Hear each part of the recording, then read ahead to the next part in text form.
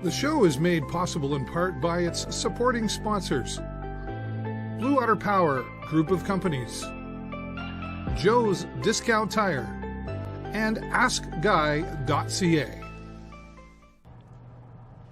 Downtown Sarnia is where we're at this time, and a very special interview, an important one. All the interviews are important, but this one really has, it's going to have an impact on many in this community that we live in. And joining me here to talk about that is Murray Stephenson. Thank you so much, Murray, for inviting me here to Nightlight is where we're at, downtown Sarnia.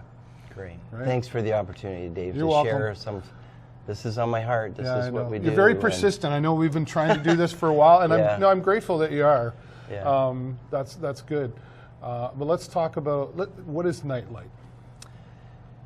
Nightlight, in a capsule, our mission is a safe place for meaningful relationship. Right. It's about friendship. It's about the heart of every human being to be loved, to belong, be connected, be a family. Who doesn't want that? Yeah, for sure. Yeah. And the Beatles came up with that idea. Everybody needs love. Well, somebody I interviewed recently, she reminded me, all you need is love. Yeah. And is it really that simple? Well, it doesn't always feel simple because we come home exhausted sometimes after our evening, even though exhilarated too. It takes effort. It's fun, but it definitely takes effort. And we never knew anything about fundraising before getting involved in a charity like Nightlight. So it does take some resources and some money. And but I love that the people I'm working with. We've got 43 volunteers. Oh, wow. And it's a faith-based organization, multi-denominational of Christian churches, about 11 different churches, and just all united around trying to help bring love and care to people in need. It seems like that word love is hard to say for some people, depending on generation too. Right, you know, my father's generation, they never said that. Yeah, I couldn't say I love you, Murray. Right? Yeah. It's a word that requires commitment, doesn't it? Oh, yeah, definitely. Well, there's 4 Greek words actually in the Bible about love, but friendship, family, and then people have often heard of the term agape, being a committed, God's kind of love that sacrifices, that gives. So some great books. I love that word. I went to agape, or agape, we called it when I was a teenager at St. Andrew's Church. Yeah. And I love this. The author Bob Goff has written a book, Love Does, and he's just a crazy guy doing all kinds of things to help people. Yeah. A lawyer, and well, you look at the commandments. Yeah. And to be clear, like, even if you're not a believer, which is okay, that's your choice, but you look at the commandments, really, those are just a good list of rules to follow, whether you believe or not. But the one that I always really remembered well was the 11th commandment, right? Which is love one another. Yeah. Exactly. And that's what you're really trying to accomplish here. And it seems like you have been accomplishing that, because the first time we spoke was, I think, during COVID. Yes, for sure. We did an interview remotely. And before we opened. Yeah. Which was a challenge. Sure. Well, let's open something in the middle of COVID. Yeah. And raise funds for something that you can't see. Yes. It just, at that time, it was a mission, it was a vision, and it had operated in other cities, but so here it is. It's thriving. I've driven by, going somewhere. Wherever, my wife laughs every time we got to go somewhere. I'm like, drive through downtown, going home or coming back. I just like seeing what's going on downtown, and we've gone by, and this place is full. Yeah, it's thriving. Yeah, which, in one way, is good, but in another, it's not so good, because there's a problem. There's an issue. Yeah, there's so much need. It reflects the need. So, we're getting 45, over 50 often guests in here, and maybe 10 a dozen volunteers. And we're all one community, but there's kind of a bond that comes working together with volunteers and just some wonderful people that are part of that team. It's sort of like a small group dynamics. You're united by your common mission. Yep. And then we care about each other's kids or the health, whatever's going on in our lives. So that's been great. But then we're part of a community. It's not us and them, our guests. Like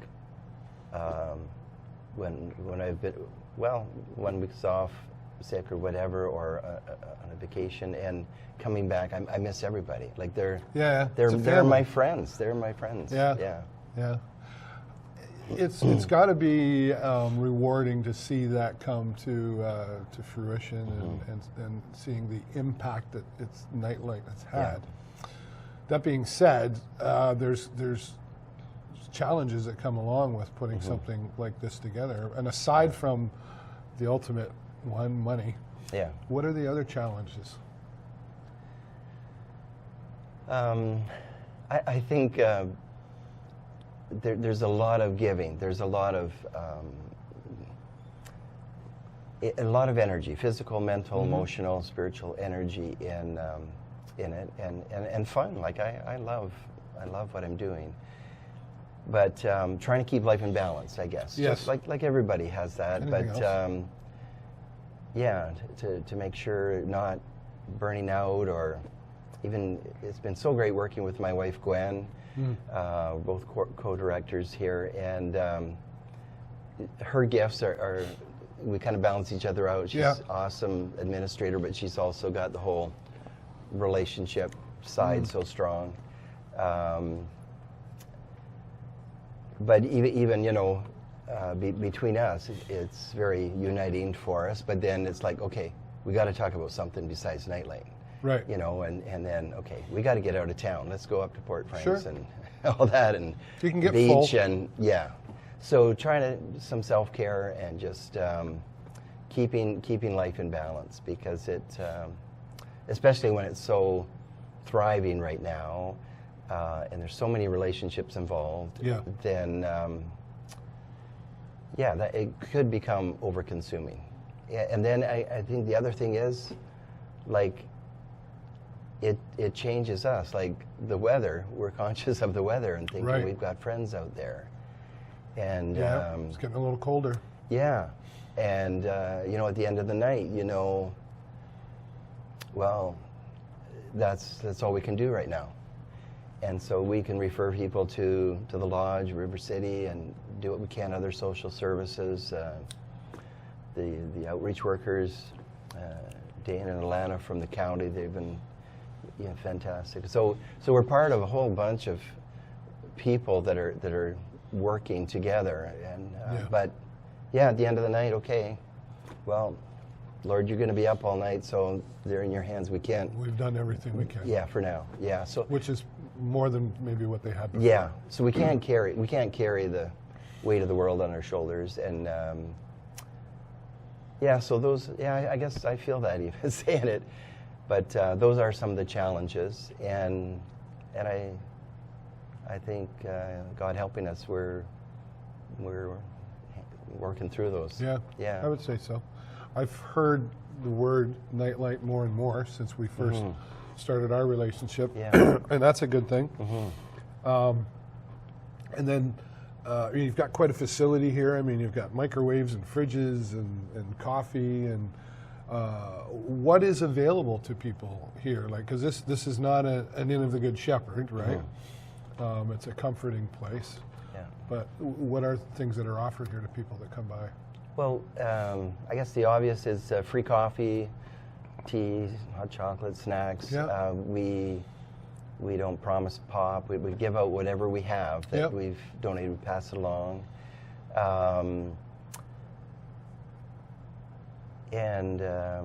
But I think the thing, like fun, the different You've card got board games going here, on. card games. Yeah, croquet. Pardon me. We got a you've got a nice. We got Pictionary over here. Come play Pictionary. Yeah, ping pong table at the back corner, and crokinole, and you can't see it here, but maybe we'll show it. But you can see the word "connect" on the big part of the wall. So you're walking in, you see "connect," and as you leave, you see "you are loved." Yeah, Right on. That was, I'm thinking, strategically placed. Yes, for sure. For sure. And we were gifted that from a church in the city. This big sign, 12 feet long, with these huge letters, connect. And that's kind of our mission, connecting people with each other. And my background is as an addictions counselor with a Christian Treatment Center Teen Challenge for 7 years. And isolation is a big friend of addiction. It just goes with addiction and mental health. And of course, COVID caused a great deal more tremendous stress upon that with the isolation. And then you're still recovering from that. Yeah. And the opposite of isolation is belonging, friendship. Yeah. And that's really just a big part of it. Yeah. Like, I mean, okay, homeless, that portion, but the personal touch, even the most introverted person, I think, needs comfort and a belonging. I mean, it's kind of like when we were growing up. We always wanted to belong. We always wanted to be on the team of something, wanted to know that we mattered. Yes. And heard with no, and seen. And heard, with no, I think a lot of times we as people like to go, well, I'll do something for you if you do something for me. Right, yeah. Whereas if we just do because, with no expectation in return, the expectation really comes back tenfold when you do it that way, doesn't it? For sure. And with the expectation, or there's sometimes a judgment that comes with that. It's a stigma. I actually have an agenda. I talked to one guy, went for a walk along the river, and I told him about, we lived in the Sioux for about 5 years. Okay. With Teen Challenge and Salvation Army for Gwen up there, and loved it. But there was a helping place there on the street, and it was called No Strings Attached. Oh, yeah. And this is what the fellow was saying. Oh, yeah, even the people that are helping, they've got an agenda, and there's strings attached. So that's what we try to walk that fine line, but mystically, we totally accept people where they're at, even though they're self-destructing or addiction or whatever struggles they have in their life. Yeah. So we're not here to try to fix you, change you. We accept you right there, but we do have a belief and a hope that there could be a better life for you. There could be some choices and help to support you, and even offering these relationships is a strengthening support to them in facing life, in what they're going through, the inner pain or the trauma. Just to have somebody accepted me, And as well, you're probably old enough to remember Cheers. Oh, yeah, where everybody knows your name. Everybody knows your name. Yeah. And even if we get it wrong or get one or two, there's so many people, but just that to be seen and heard, and we sure work at trying to get their name right and that. Yeah. You're not offering counseling services and mental health services. While though you mentioned, from your career in the past, that's probably helpful for you to understand, and patience, I would say, is a big part of what's happening here. Yeah. And people to be listened to. So I'm certainly not in any professional therapeutic relationship, but I am bringing, therapy just means healing. We're bringing comfort and joy. We're bringing some kind of relational healing to them by just caring, by listening, and I've shared things with people, authentically and vulnerably, of things that I faced in life, or struggle with depression, or whatever that life experiences. Right? And everybody has some suffering, some weaknesses, and appropriate self-disclosure, but just to be real with people. And probably if I didn't have some of the struggles that I faced in my life journey, I probably wouldn't end up being called or helpful in in this. Well, it's nice to be just listened to, because a lot of times, well, our children are an example. We're always, you should do this, do that, and we're being told all the time. And sometimes we just have to let people talk. Yeah. And we don't even have to respond, other than maybe a smile and a nod, and well, I appreciate you sharing, and I'm here for you, and all that stuff. That's great. Let's move forward now to something you chose to do recently, which I think in October, right? Yeah. October 23 to 30th. You chose to live on the street. Yeah. What brought that on? 7 days and 7 nights, yes. Well, I had an experience with this just before COVID, so March 4th to 9th of 2020. I did stay at River City shelter for 5 nights, and then it was kind of out on the street and just like a toonie a day, and this, just try to get a bit of a feel of it. And it came from... So nobody knew you were doing it? Well, River City knew you were doing it? Or? Okay, all right. Yeah. And I think it's important, the attitude, like not coming with, well, I'm going to do this experiment and then I'll understand, know what you're going through. And I just trying to listen and learn. I care, and I want to try to understand and empathize. And just thinking, I'm a middle-class man, and all the pain that I've heard and the trauma and struggles in life of people as a counselor, and what is that world like? Like I've been on mission trips to India, Dominican Republic, Colombia, things like that.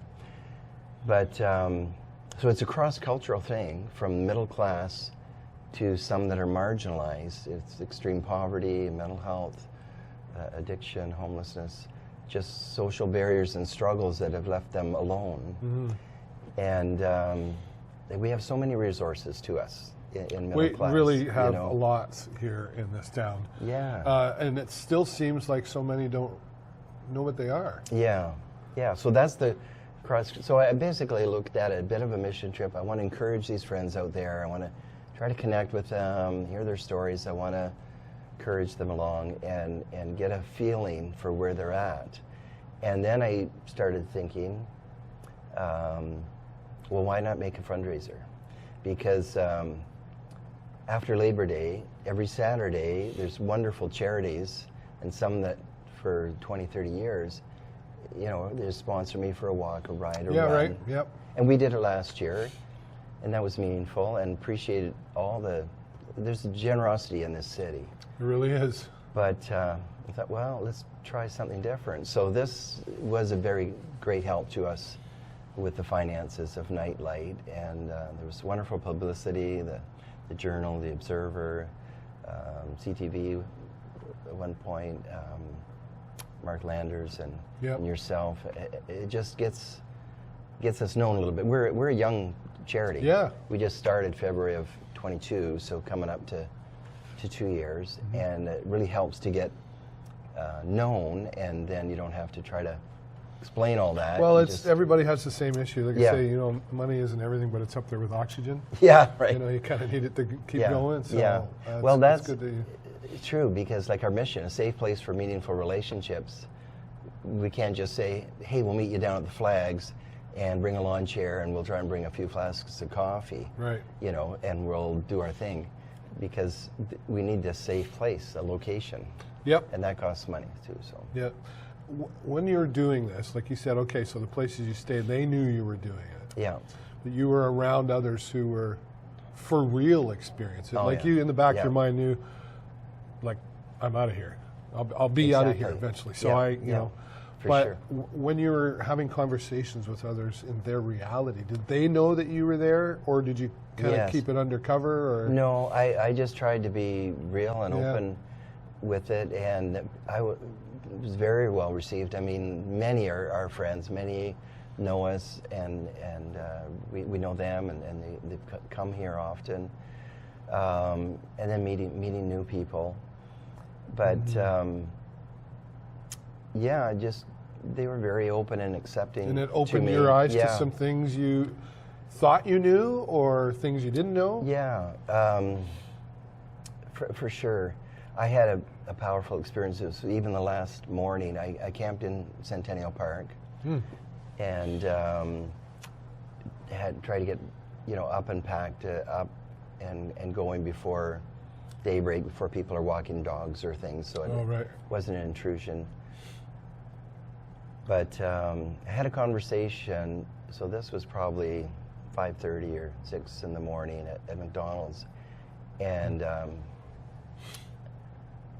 I was sitting across from this other lady, Sandy, that we knew, and we got talking. She says, "Murray, you're a pretend homeless man." And I said, "Sandy, you've got it." And I know, and I've told people that. I didn't say it quite that directly. Right. But I understood what she's saying, and then she came in here just about a week ago and got talking again. She said, when you were out there, like, the difference is you had all these resources, and she's a smart lady, and she's a beautiful artist, and drew me a picture that morning, which was nice. Quite powerful and heartrending. But you could just call somebody. She said, "Well, my mom's dead. My dad was, harmful and not available, and all of, like, I don't have anybody to call for help if something happens." I thought, yeah, no, you're right. But a big takeaway from that was, for me, it was challenging at times. It was a good weather week. It was October 23 to 30th. Oh yeah, and it wasn't too bad. There was a couple beauty days, and then even if it was drizzling and raining and walked around, 16, 17 degrees, I was never cold. It was no problem. And some rains, few nights, but I had a tent, and really a very small percentage do have tents, actually. Is that right?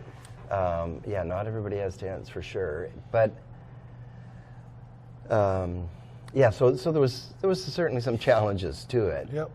And even there's you hear stories of some things that they go through, and there's violence or stealing. There's struggles out there in their lives. Vulnerable. Did you check in every night with your wife? Yes, I did. Yeah, for sure. She said she'd be worried. Yeah, she said she had a real peace about it, and we had a lot of people in our faith in Christ praying for us, and I felt a real peace at night. I had some good sleeps, and she said, "Well, I almost feel a little guilty." These other wives saying, "You're letting him do that," and there are some concerns out there, and I felt supported. So here's the takeaway. Right. I had all these relationships and all this care, emotional, spiritual, and they're texting, me, and how are you doing? And she checked in with me every day. And, and buddies saying, "Oh, I've got a tea from McDonald's, and I'll come help you pack up your tent this morning," or, stuff like that. So that's what I had to make it so much easier. They don't have that. But that's the very thing that we're trying to bring to them here. Right, connect. Yeah. So that they can have some relationships in their life. They know somebody cares. There's a place they can go.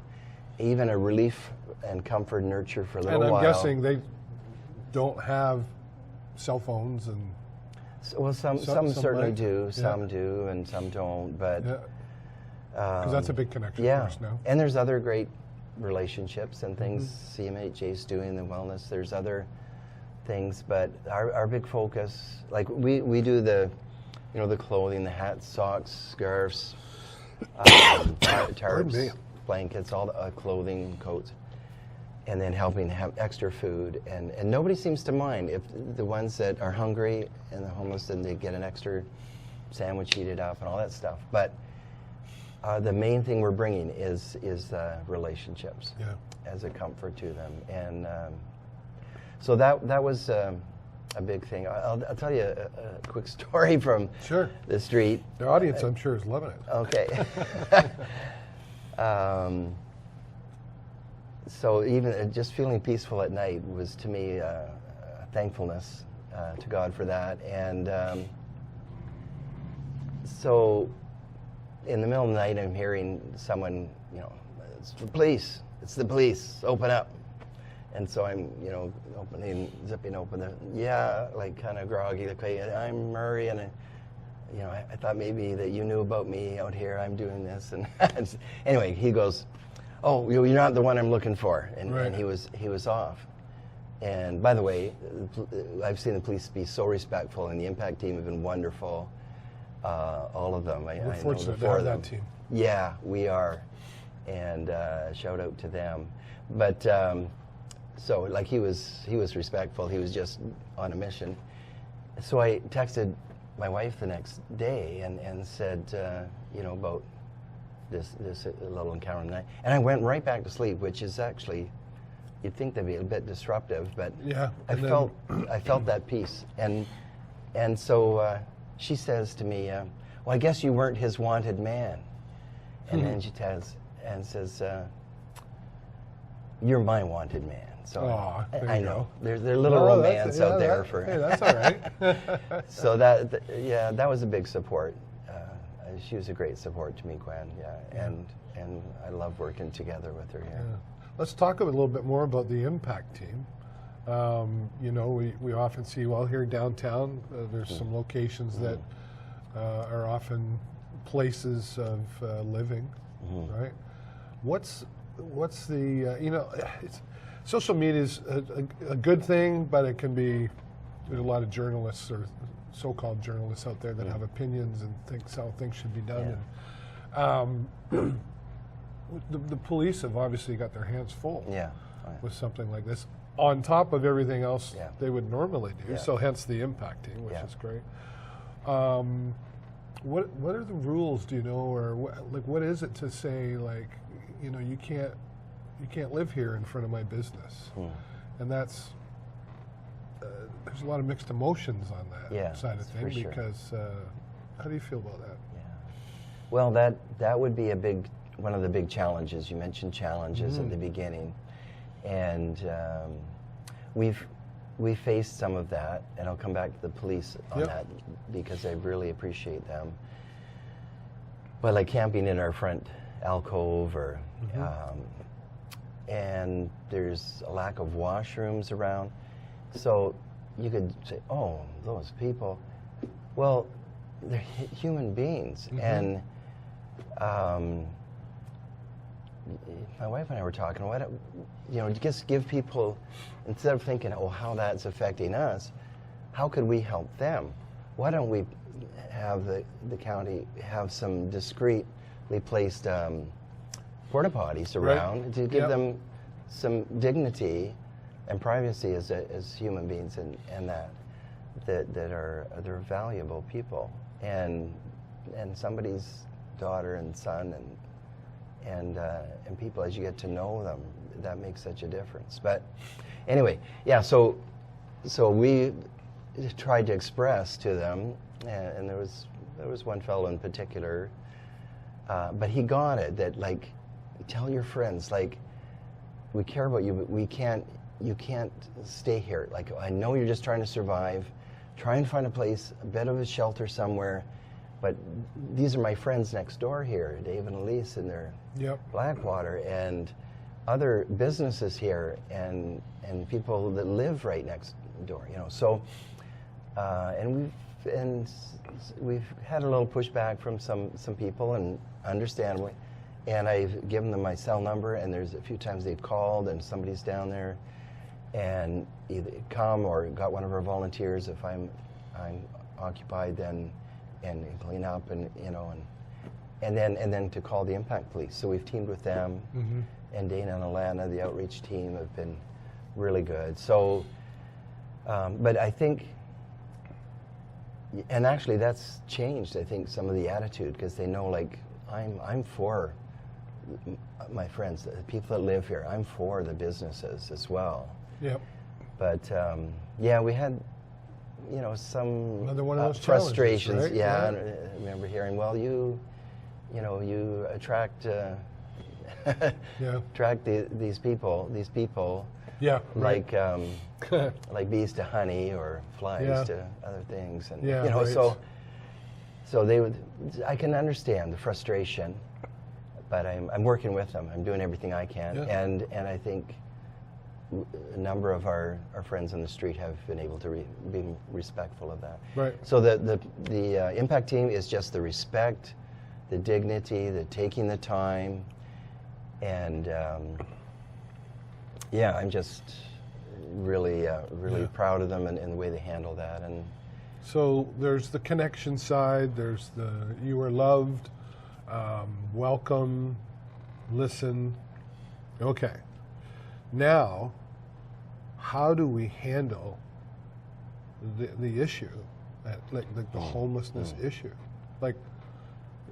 Like you're comforting people, and it's awesome. Yeah. But what's your thoughts on what can we do to make sure this doesn't grow any more than, like, does this become the next pandemic or epidemic? Well, it is certainly growing, and the statistics are saying that through COVID there was 400% increase in Sarnia Lambton and homelessness, and of course the overdoses and the mental health struggles and all of that. So it is certainly a critical place, but there's some positives. There's good things happening, and I see people getting into the lodge and some of the planning towards, and what River City's doing. They have done so much in this community. I just walked through there. Actually, Renee gave me a tour of the homeless shelter that they've built, and I know they're working through some challenges to get that completed, but it's an amazing facility. Yeah. Oh, yeah. And then, and there's been some pushback there too, right? It's like we're not offering mental health services. No, we're just trying to give people an opportunity. Yeah. Right? Oh, they've fought for that right from the beginning, and George Esser is so proud of to know them and feel like George is great partners. So, and it's on the cusp. It's within a couple of weeks. I know. And 40 beds and 15 for women, and it's just a beautiful setup they've got, as well as the 26 beds they're already carrying. So, one story from here, the fellow, and he's happy to have his name up there, Alex, older gentleman, and he's brought so many people here. But he was over 3 years in River City and the lodge, and then a building that the county totally redid. I've never been in that redid a place, like Queen and Divine. And, he's flourishing there. NeighborLink's bringing, a fridge for him, and then a I'm glad you mentioned dryer, NeighborLink, because they're like an unsung hero in this town. Well, cheers to Brenda. Yeah. And NeighborLink. My father, actually, years ago, like many years ago, back when I was a teenager, was a driver for NeighborLink. He was one of the guys that would deliver the beds and the whatevers to NeighborLink, and they do a fabulous job. Yeah, there's so much going on in the city, and that's the hopeful part. So not to despair about this overwhelming and it's going to just be growing, but things are happening, and the St. Matthew's Lorley Church on Exmouth is the overflow from the lodge, and so that was, I think, 28 or 6 or something beds, and we're bringing people there. So we're networking with all these people. Yeah. It takes when I was growing up in church, they said it takes a village to raise a Murray. But anyway, I guess it did. But it takes us working together. It takes a community. Yeah. And another thing, I got to give a shout out to, we're going to be presenting Nightlight to them in January, but there's 3 Rotary clubs in town. Yep. So this is I just know them by the John DeGroot, Michael Coy, and Heather Martin. They're the daytime Rotary. Yeah. So they are driving on a mission to get affordable, sustainable housing here. And it's getting close. Nice. And, that's exciting. There's a group called Indwell that has 5 or 6 projects, like St. Thomas, Simcoe. I stopped at the one in Woodstock in the summer, London, and it's being successful. So they put up a building, and then this is affordable to people, like seriously, so that their ODSP of about $750 could cover that. And then sustainable is resources to supply for them, like to give life skills and nursing, addictions counseling, social workers, to help support them, reminders about their medications. There's just people that need some extra help to really, and then can grow into doing more on their own, and they can help give some of their time to others that are along the journey. There was a great response at the Homelessness Summit in March, and of course this Housing First.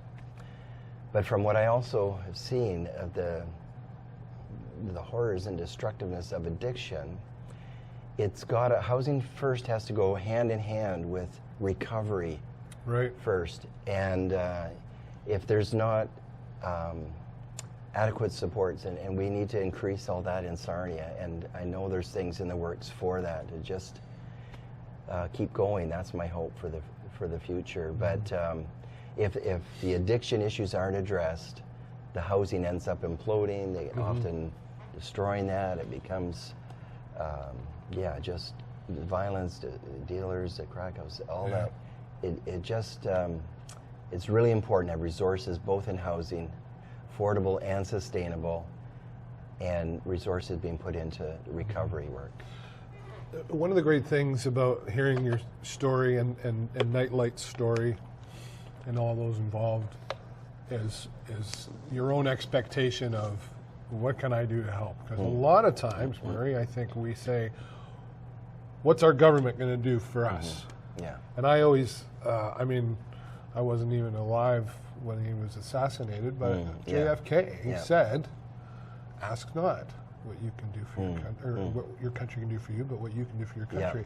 And that's sort of the philosophy behind all of this. But what is the government doing to help the situation, whether that's at the level of Nightlight to the level of housing? There's a lot of different ideas. I know the city level has been bantering over some ideas, and other cities. Where are you at in all that? Well, I'm not really a big political person. I'm more a relational person. So Mayor Mike has a heart for the homelessness situation, 100%. And gave me a half an hour when I started, and then the last day, and a hug and a donation, and listened about things and shared the challenges facing them here. And of course, all the resources financially are with the county. And just like everybody has to step up and do more. Municipal level, provincial, federal. Bringing Indwell here as sustainable, affordable housing is going to take some serious money from all levels of government. Quite honestly. And then the fundraising and being willing to put some of our resources. So if everybody's trying to do their part, that should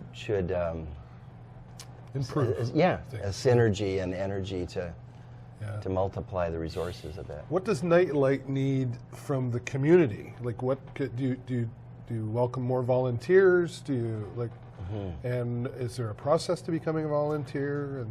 And we can use more volunteers, and we're getting some wonderful people, and everyone is so special. We do have a goal. We had been open another night on Monday night, and with some of the financial constraints, at the end of September, we limited that.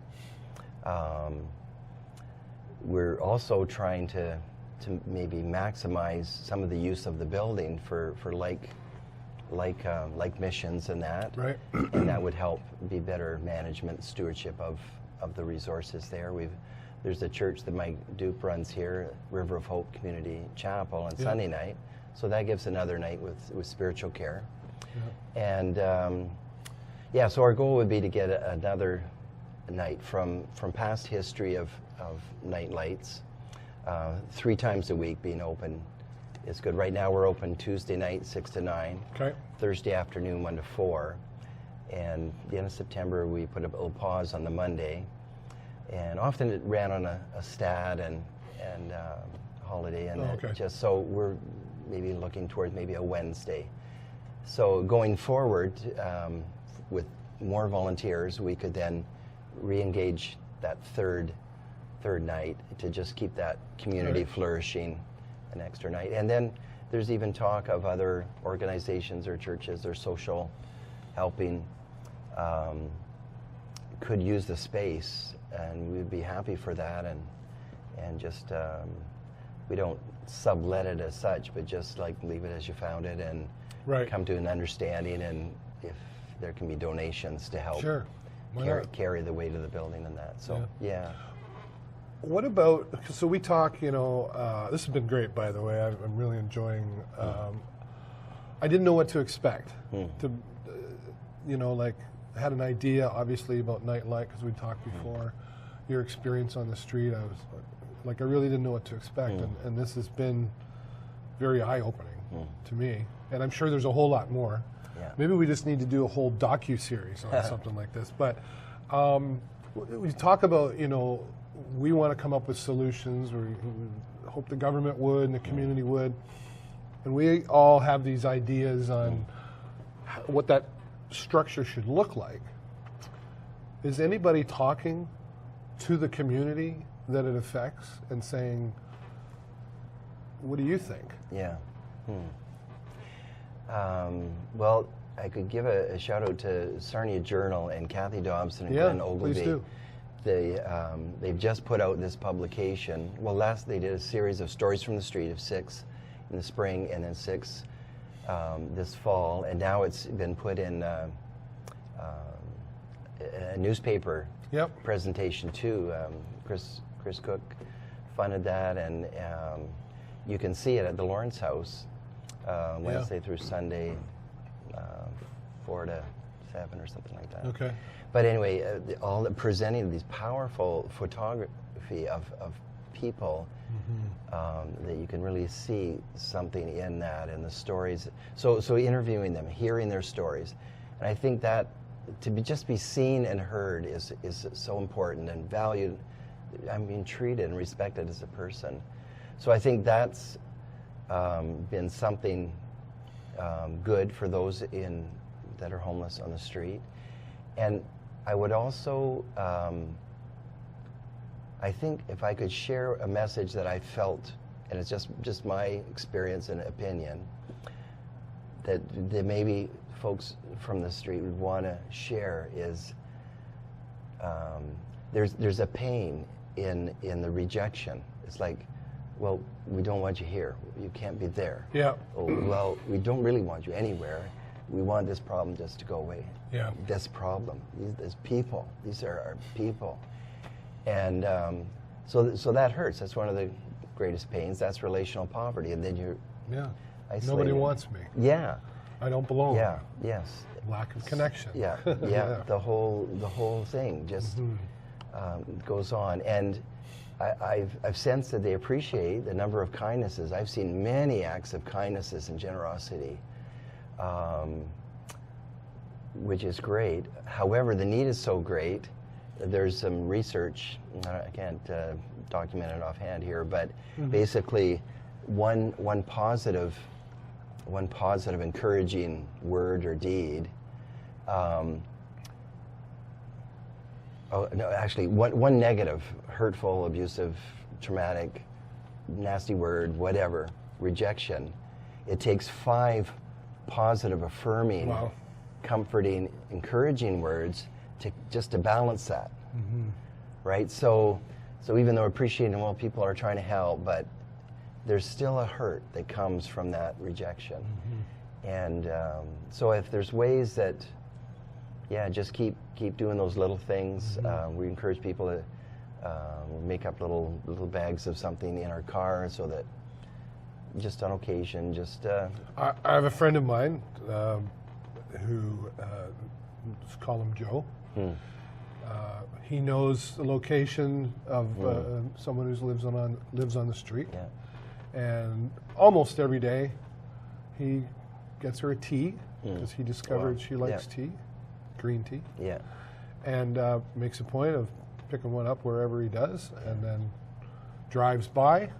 And he said, and he has a routine for walking or going downtown, same time. Yeah. And she's waiting. Yeah. Yeah, right? That's great. And, you know, some would say, oh, yeah, but you do that once, now they're going to expect it all the time. Yeah? Why not? Yeah. Why not have that? And it's the tiny little things. It's a cliche saying, I know, but it's the tiny little things that really don't seem to make a difference, but compounded over time. Sure. They really do. And that's a part of that person's day. Oh, I can't wait to see my friend Joe, and I can't wait to have a warm tea. And, that's awesome. Right? More of that. Yeah. And that's a personal preference. Right. Not everybody just wants a coffee triple. Like, right? She's found out something important and personal about that person. Right. It just brings... I mean, I know how good I feel if somebody buys me a coffee or takes me out or says thank you for doing... I got a card in the mail. We don't get those too often anymore. It just said, thinking of you. And I went... Yeah. I sort of stood a little taller for the rest of my day, right? Yeah, so it makes a difference. If that makes us feel good. Yeah. Yeah. Way to go, Joe. You tell your friend. I will. I'll see him tonight. It just brings a simple illustration about these two guys on the beach, and there's all these starfish or something washing up, and they're going to dry out and die and all that stuff. And the one guy's throwing them back in, but there's just like hundreds of them or whatever, right, all over the place. He said, "What difference do you think that's going to make? Just throw them back one. Look at all this, you know." And he said, "Well, made a lot of difference to that one." Right. You know, and I thought, well, that's a good illustration. Like, we can't solve all the problems. No. We can't. Can we teach people to fish, though? Well, yeah, I believe so. I think. Like I think the encouraging, this fellow, Alex, and managing his house, you know, and then he's saving up to help give towards the appliance, like instead of just help me. Way to go, you know, your budget and your planning and taking ownership and responsibility. And I told him that,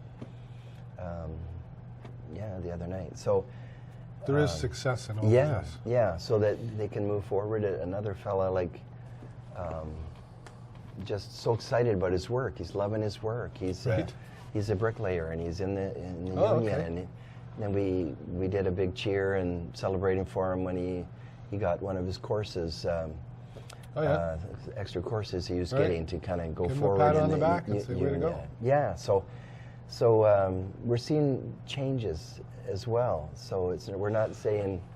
See, I think it's important. Sorry, that we share those stories too, because I think we tend to focus on, okay, what's the problem and what's going on and and it can, not that those are negative conversations, but it can be a downer. Yeah. Right. Yeah.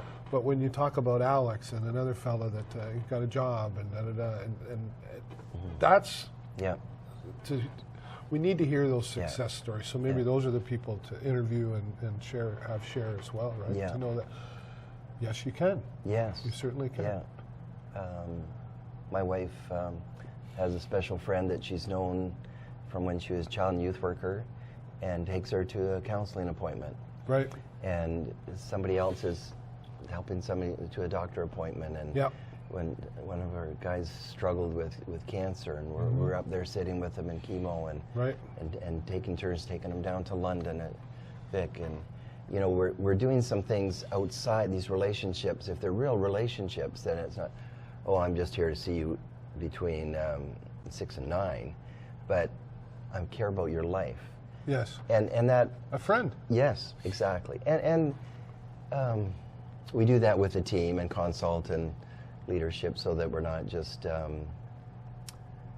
there's careful and wise ways of doing that. But then we know this is a person that needs our care, and it's perfectly safe to get involved in that way. So it's great that this exists. Thank you to you and your team. And Gwen. Well, everybody that's involved. I could really get emotional about this. It's disturbing that this is going on in the sense of this is something we're having to deal with, but it's fantastic to hear that something, and so many others, working together with Nightlight. Yes, that's right. So many. And to hear the Sarnia police getting involved in a positive way, because let's be honest, people can be pretty negative toward the police sometimes. And they're realizing the situation. So Murray, I thank you so much for sharing the story. And thanks to all of you for watching and listening. What are you going to do? Can you do something? Volunteer? Maybe you could, go to the grocery store, pick up some pop or some coffee or something, and just come in and say, here you go. Spend some time here with everyone here at Nightlight. So click the like, click the love, but please click the share button. It's the most important button you can click to share Nightlight and Murray's story and everybody else that I speak with here on the show. But as always, that's all the time I got for you this week. Have a great week and an even better weekend. We will see you next time right here on the show. Bye for now. Bye for now.